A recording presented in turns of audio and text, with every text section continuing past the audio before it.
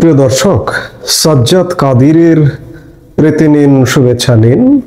এই মুহূর্তে আপনাদের সামনে কথা বলতে এসেছি আওয়ামী লীগকে কি সেনাবাহিনী কিংবা জেনারেল ওয়াকারুজ্জামান ফিরিয়ে আনবেন, এই প্রসঙ্গটি নিয়ে আপনাদের সামনে এই মুহূর্তে কথা বলতে চাই।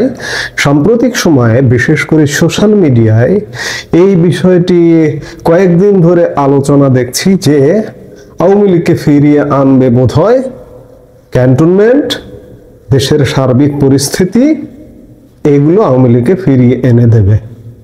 কিন্তু আসলে কি তাই? আসলে এক কথায় যদি উত্তর দেই যে তা নয়। আমি প্রথমেই ক্যান্টনমেন্ট প্রসঙ্গে আসি, বা সেনাবাহিনী আওয়ামী লীগকে ফেরাবে কিনা। আওয়ামী লীগকে সেনাবাহিনী ফেরাবে আওয়ামী লীগের ওই পরিস্থিতি ক্রিয়েট করতে হবে, তাহলেই সেনাবাহিনী ফেরাবে। কিন্তু বিদ্যমান অবস্থায় যদি মনে করেন যে আওয়ামী লীগ আমি চুপচাপ, আমি আওয়ামী লীগের অনেক নেতা কর্মী আছি, বিদেশে গিয়ে বসে আছি, বসে নাকে তেল দিয়ে ঘুমাচ্ছি, আমাকে সেনাবাহিনী নিয়ে গিয়ে আবার ইনস্টল করে দেবে, এটি যদি কেউ মনে করে থাকেন তাহলে সম্পূর্ণ ভুল মনে করছেন। আওয়ামী লীগকে যদি সেনাবাহিনী ফেরাতো তাহলে 5 আগস্ট 2024 সালে আওয়ামী লীগ পতনের পেছনে একটা অন্যতম প্রধান অনুঘটক হিসেবে সেনাবাহিনী কাজ করতো না। যেভাবেই হোক, প্রভাবিত হয়ে হোক আর যেভাবেই হোক, আওয়ামী লীগের পতন ঘটেছে সেনাবাহিনীর প্রত্যক্ষ সহযোগিতায়। আমি আগে অসংখ্যবার অসংখ্য কন্টেন্টে বলেছি যে সেনাবাহিনী যদি চাইতো 5 আগস্ট 2024 রাজধানী ঢাকায় আকাশে একটি পাখি পর্যন্ত ঢুকতে পারতো না। সেই জায়গায় পাখি ঢুকেছে, মানুষ ঢুকেছে, বিপ্লব হয়েছে, হত্যাকাণ্ড হয়েছে। এমনকি সেই সময়ের প্রধানমন্ত্রী শেখ হাসিনা হত্যাকাণ্ডের শিকার হতে হতে অলৌকিকভাবে তিনি বেঁচে গেছেন। তিনি যদি দ্রুত বিমানযোগে পার হয়ে না যেতে পারতেন তাহলে কি অবস্থা হতো আজকে একটু ভাবলেও মানুষের গা শিউরে ওঠার কথা। এতদিন হয়তো তার প্রথম মৃত্যুবার্ষিকী আমরা পালন করে ফেলতাম।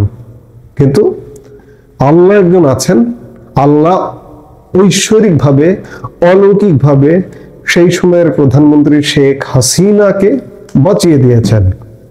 শেখ হাসিনা নিজে বারবার বলেন, নিশ্চয়ই আমাকে দিয়ে অসমাপ্ত আরো কিছু কাজ হয়তো আল্লাহ করাবেন, এই জন্যই বাঁচিয়ে রেখেছেন। অলৌকিকভাবেই তিনি বেঁচে গেছেন, তার বাঁচার কথা ছিল না। আজকে আপনি যদি আওয়ামী লীগ করে থাকেন, আওয়ামী লীগ করে যদি মনে করেন যে ক্যান্টনমেন্ট আমাকে ফেরাবে, কেন ফেরাবে? এই যে সাম্প্রতিক সময়ে ক্যান্টনমেন্ট নিয়ে নানা রকম জটিলতা তৈরি হয়েছে, বিশেষ করে সেনা কর্মকর্তাদের বিচারের ব্যাপারে একটা বেশ জটিলতা তৈরি হয়েছে। আজও পর্যন্ত, এখন পর্যন্ত সেটা অমীমাংসিত অবস্থায় আছে। বিচারটিকে আইসিটিতে হবে নাকি বিচারটি সেনা আইনে হবে, এখন পর্যন্ত অমীমাংসিত। কেন?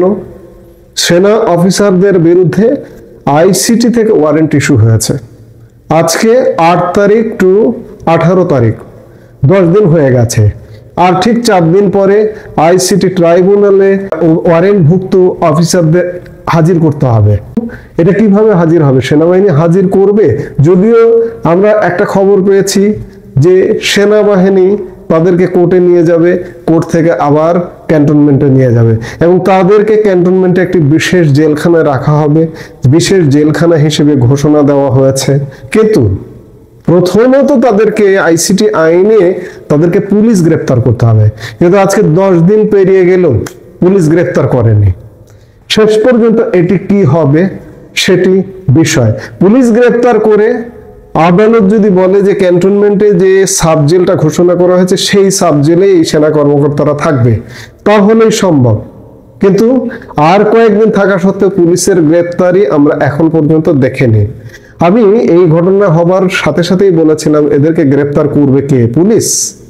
পুলিশকেই তো পাহারা দিয়ে রাখে সেনাবাহিনী, সেই পুলিশ কিভাবে গ্রেপ্তার করবে? আমরা 22 তারিখ পর্যন্ত এটি দেখবো যে আসলে সেনাবাহিনীকে পুলিশ গ্রেপ্তার করে আদালতে হাজির করছে কি না।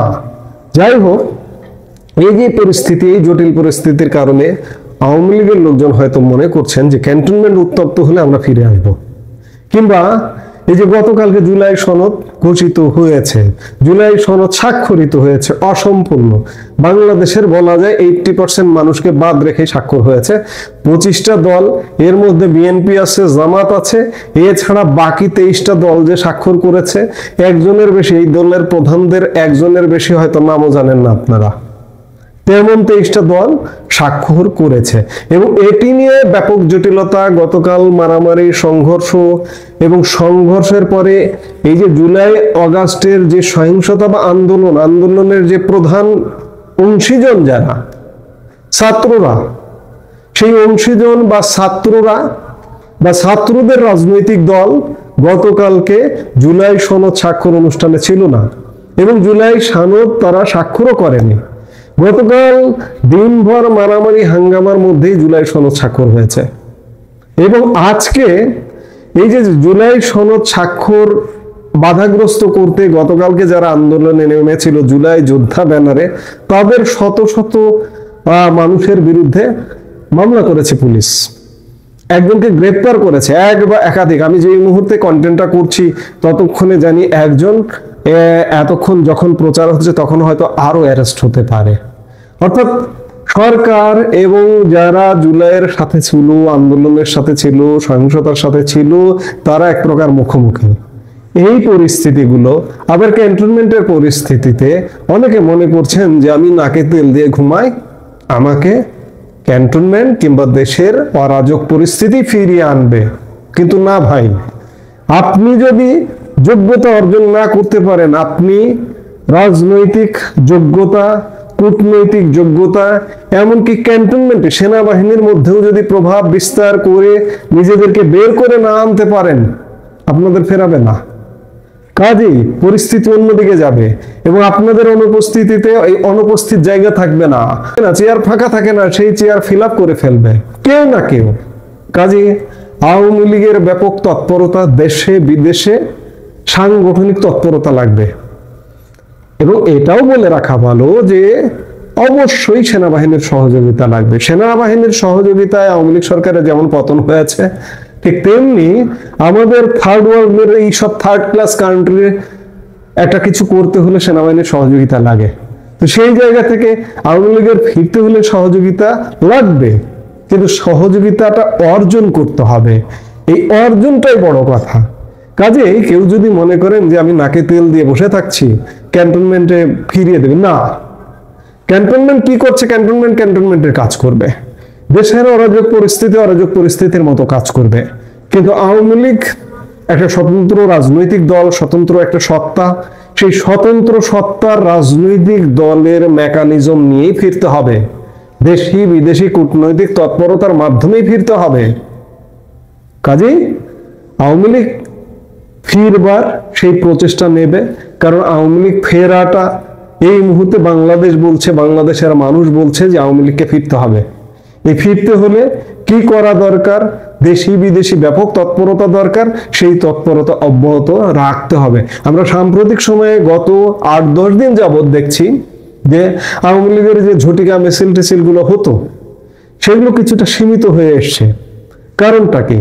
এর কারণ কি ক্যান্টনমেন্টে অস্থিরতা? এর কারণ কি এই যে ইউনূস সরকারের সাথে ইউনূস সরকার পন্থী যারা ছিল তাদের মধ্যে বিবাদ করছে আমরা দেখি দর্শকের মতো, কিংবা ক্যান্টনমেন্টে অস্থিরতা চলছে আমরা দেখি, ওই পরিস্থিতিগুলো আমাদেরকে ফিরিয়ে আনবে না। আপনাদের কাজ আপনাদের করতে হবে, আপনাদের কার্যক্রম চালিয়ে যেতে হবে। এই পরিস্থিতিগুলো আপনাদের সহায়ক হবে।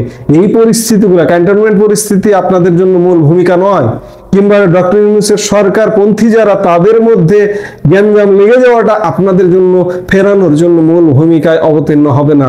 মূল ভূমিকায় অবতীর্ণ হতে হবে আপনাদের নিজেদেরকেই। নিজের আলোয় জ্বলে উঠতে হবে, চাঁদ হলে হবে না, সূর্য হতে হবে। চাঁদের নিজস্ব কোনো আলো নেই, সূর্যের আলো আছে।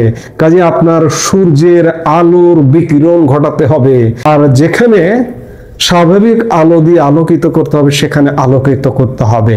সেটাই আওয়ামী লীগের একমাত্র পথ এবং পন্থা হওয়া উচিত আওয়ামী লীগ ফিরে আসার এবং বাংলাদেশের স্বাভাবিক রাজনীতি তৈরি হওয়ার। এই মুহূর্তে এ পর্যন্তই।